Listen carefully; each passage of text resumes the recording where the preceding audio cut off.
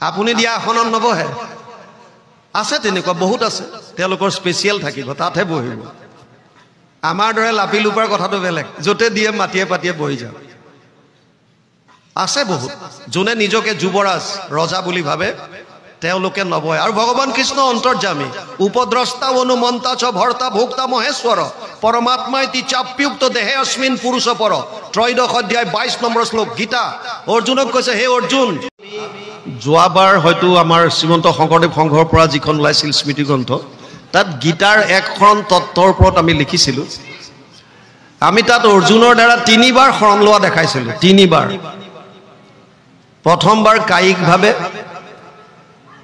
দ্বিতীয়বাৰ তেওঁৰ বাণীৰ দ্বাৰা দেখুৱাইছো আৰু শেষত গৈহে তেওঁ সম্পূৰ্ণ সাৰেন্ডাৰ কৰিছে কেনেকৈ বুজক শৰণ বস্তুটো বুজিলো অৰ্জুনে যেতিয়া কুৰুক্ষেত্ৰ যুদ্ধ হোৱাটো সিদ্ধান্ত হৈ গল নিশ্চিত হৈ গল তেতিয়া দ্বাৰকাত গৈছে ভগৱান কৃষ্ণৰ সহায় বিচাৰি আৰু তাৰ আগে আগে দুৰ্যোধনো গৈছে দুৰ্যোধনে নিজকে যুৱৰাজ কম ৰজা বুলি বেছিকৈ ভাবে আসলতে তেওঁ ৰজা নাছিল ৰজাটো ধৃতৰাষ্ট্ৰ তেওঁৰ পিতৃ দুৰ্যোধন যুৱৰাজ কিন্তু তেওঁ তেনেকে নাভাবে নিজক কি বুলি ভাবে ৰজা আৰু যেতিয়া নিজক যোনে ৰজা বুলি ভাবে মই বৰ ভাৱটো আহি গল তেওঁ জতে ততে নবহে যাৰ তাৰ লগত মিক্স আপ নকৰে মোৰ কাৰণে আসনখন অকণ আছুতীয়া লাগিব এতিয়াও থাকে নহয় বহুতে তেনেকে আসন লগত লৈ ফুৰে আপুনি দিয়া আসনত নবহে আছে তেনেকুৱা বহুত আছে তেওঁলোকৰ স্পেচিয়েল থাকিব তাতহে বহিব আমাৰ দৰে লাপি লুপাৰ কথাটো বেলেগ যতে দিয়ে মাটিয়ে পাতিয়ে বহি যাও আছে বহুত যোনে নিজকে যুৱৰাজ ৰজা বুলি ভাবে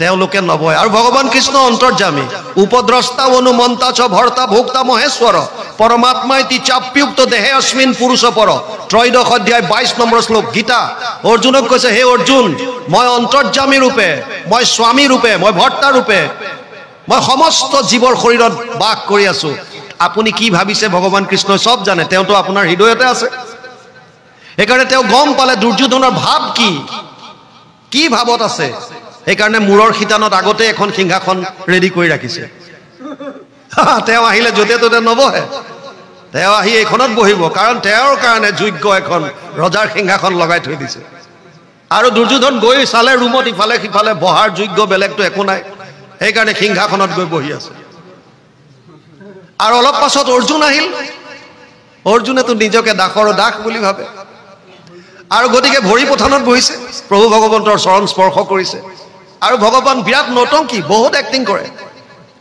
তেওঁ এনে সাৰ পোৱাৰ নিচিনা দেখি কৈছে সখা কেতিয়া আহিলা ইছ একো গমেই নাপায় হে সখা কেতিয়া আহিলা তুমি অৰ্জুনে কৈছে আহিছো এতিয়া আহিলো কিয় আহিলা তুমি একো নাজানাই নহয় তাৰমানে এই যুদ্ধখন যে হ'ব ফাইনেল হ'ল গতিকে সহায় ভিক্ষা বিচাৰি আহিছো সহায় ভিক্ষা কৰিবলৈ অহা মানে আশ্ৰয় আপুনি বিপদত পৰি কাৰোবাৰ পৰা যদি সেই বিপদৰ পৰা উদ্ধাৰ হ'বৰ কাৰণে কাৰোবাৰ ওচৰত যোৱা মানে আপুনি আশ্ৰয় বিচাৰি গৈছে এইটো কায়িক আশ্ৰয় শাৰীৰিকভাৱে গৈছে আৰু ভগৱানে কৈছে আচ্ছা আচ্ছা যুদ্ধত সহায় কৰিব লাগিব দুৰ্যোধনে কৈছে ময়ো আহিছো কেশৱ দাদা দুৰ্যোধন তুমি কেতিয়া আহিলা মই ইয়াতকে আগত আহিছো অৰ্জুনতকে দুই পক্ষ আহিলা যেতিয়া এতিয়া মইতো অকলশৰীয়া মানুহ কি কৰিম এতিয়া বাৰু হ'ব মোৰ এফালে এক অক্ষয়হিনী নাৰায়ণী সেনা আছে অস্ত্ৰ শস্ত্ৰৰে সুসজ্জিত আৰু এফালে মই অকলে থাকিম অস্ত্ৰ শস্ত্ৰ নুঠাও কিন্তু প্ৰথম যিহেতু মই অৰ্জুনক দেখিলো অৰ্জুনকে সোধো ভগৱানে সদায় ট্ৰাই মাৰি চাই টুকৰ মাৰি চাই ই কিমান অধিকাৰী অৰ্জুনকো নেৰে লগতে থাকে তথাপিও নেৰে অৰ্জুনক টুকৰ মাৰি কৈছে সখা কোৱাচোন তোমাকে প্ৰথম দেখিলো তুমিয়ে কোৱা কি লাগিব অৰ্জুনে কৈছে সখা তুমি পৰীক্ষা কৰি কিয় চাইছা মোক তোমাৰ একো বস্তু নালাগে মোক কেৱল তোমাক লাগে আমিও ভগৱানৰ পৰা বিচৰা যদি বাদ দিও কেৱল যদি ভগৱানক বিচাৰো আৰু ভগৱান যদি আপোনাৰ লগত থাকিল তেতিয়া ভগৱানৰ বস্তুবিলাকে আপোনাক কি কৰিব ভগৱান স্বয়ং আছে মাত্ৰ উপলব্ধি কৰক অৰ্জুনে ক'লে যে মোক তোমাৰ একো বস্তু নালাগে তোমাক লাগে দুৰ্যোধনে ভাবিছিল মহামূৰ্খ এটা এফালে এক অক্ষয়হিনী সেনা মানে 2,18,700 2,18,700 অস্ত্ৰ শস্ত্ৰৰে সুসজ্জিত য'ত ৰথ থাকিব হাতী থাকিব, ঘোঁৰা থাকিব, য'ত পদাতিক থাকিব, এইবিলাক অস্ত্ৰ শস্ত্ৰ বাদ দি অৰ্জুনে বিচাৰিছে কৃষ্ণক, তাকো অস্ত্ৰ শস্ত্ৰ নুঠায়। আৰু ৰং মনে গৈছে, গৈ মামাকক কৈছে শকুনিক, মামা এই অৰ্জুনক অলপ জ্ঞানী বুলি ভাবিছিলো, ইয়াৰ একো জ্ঞান নাই, মহামূৰ্খ। কি হ'ল? আৰু এনেকুৱা এনেকুৱা ঘটনা হ'ল। ভাগ্য ভাল, অৰ্জুনক প্ৰথমতে সুধিলে, অৰ্জুনে ক'লে যে মোক কেৱল কৃষ্ণক লাগে আৰু এক অক্ষয় নিষেধা, মোক বিচৰা হ'লেও মই সেইটোৱে খাদিলোহেঁতেন। শকুনিয়ে কৈছে, মূৰ্খ অৰ্জুন নহয় অ ভাগিন, মূৰ্খটো তইহে, তোক ইমান ডাঙৰ চলনা কৰিলে তই বুজিয়ে নাপালি একো, হে তই সেয়া লৈ আহিলি, বাৰু হওক দে, যি কৰিলি কৰিলি আৰু। অৰ্জুনে প্ৰথমবাৰ আশ্ৰয় ল'লে কায়িকভাৱে। দ্বিতীয়বাৰ গীতা যেতিয়া কোৱা আৰম্ভ কৰিছে, অৰ্জুনে কৈছে, কাৰ্পণ্য দোষ উপহৃত স্বভাৱ পৃষ্ঠমি ত্বম ধৰ্ম সম্মূঢ় চেতা यद श्रेयस्यद निश्चितम ब्रूहि तन्मे शिष्यस्तेहम स्वाधिमाम तम प्रपन्नम। द्वितीय अध्याय 7 নম্বৰ শ্লোক গীতা। হে প্ৰভু, মই তোমাৰ ওচৰত শিষ্যত্ব গ্ৰহণ কৰিলো, তুমি গুৰু, মই তোমাৰ শিষ্য, পুনৰ আশ্ৰয়, কিন্তু মই যুদ্ধ নকৰো। যেতিয়া আপুনি কাৰোবাৰ ওচৰত শৰণ ল'ব, তেতিয়া আপোনাৰ নিজস্ব একো থাকিব নোৱাৰে। আপুনি এক্সট্ৰিমিষ্ট বিলাক যেতিয়া উগ্ৰবাদী বিলাকে সাৰেন্ডাৰ কৰা দেখেন নাই, সাৰেন্ডাৰ কৰে নহয়, অস্ত্ৰ শস্ত্ৰ সমৰ্পণ কৰি দিয়ে, তাৰপিছত সেইটো সমৰ্পণ কৰি ক'ব নেকি, মই কিন্তু ইয়াত সাৰেন্ডাৰ কৰিছো, কিন্তু এইটো অস্ত্ৰ হ'লে মোৰ হাতত থাকিব, সেইটো নামানিব। তেতিয়া তুমি সাৰেন্ডাৰ কৰাৰ পাছত তোমাৰ সব কিন্তু পৰন্তু শেষ। তেতিয়া যিজন আশ্ৰয়দাতা তেওঁ ক'ব যে তই জেলত থাক বা তই অমুকটো কৰ, সেইমতে মানিব লাগিব। বা এইটো কেম্প বনাই দিছো, কেম্পৰ পৰা ইয়াৰ ভিতৰত থাকিব লাগিব, বাহিৰ ওলাব নোৱাৰ, তেতিয়া কিন্তু পৰন্তু নচলে আৰু।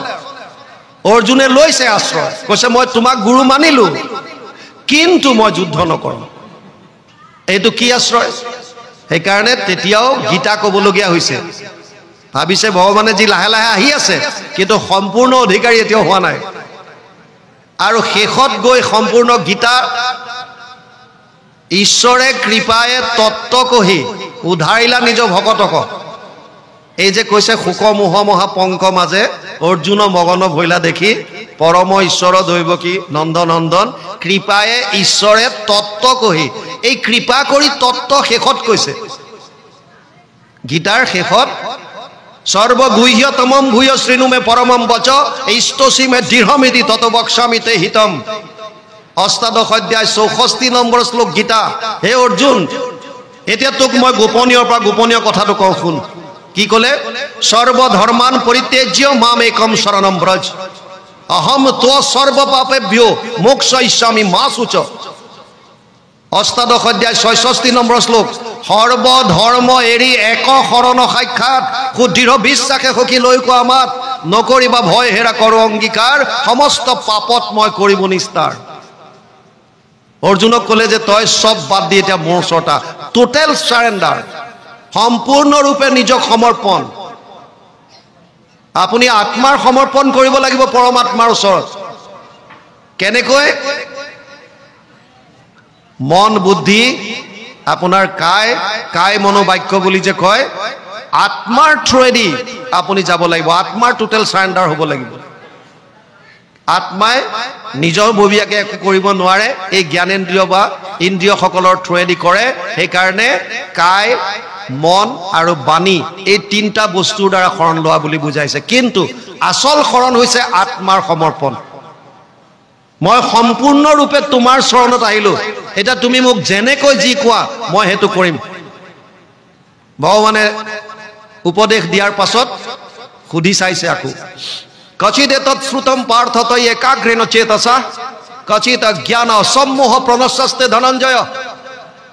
অষ্টাদশ অধ্যায় 72 নম্বৰ শ্লোক গীতা। হে অৰ্জুন, তোক যে মই ইমানবিলাক ক'লো, এতিয়া এইবিলাক শুনাৰ পাছত তোৰ এই মোহবিলাক নষ্ট হ'ল নে নাই?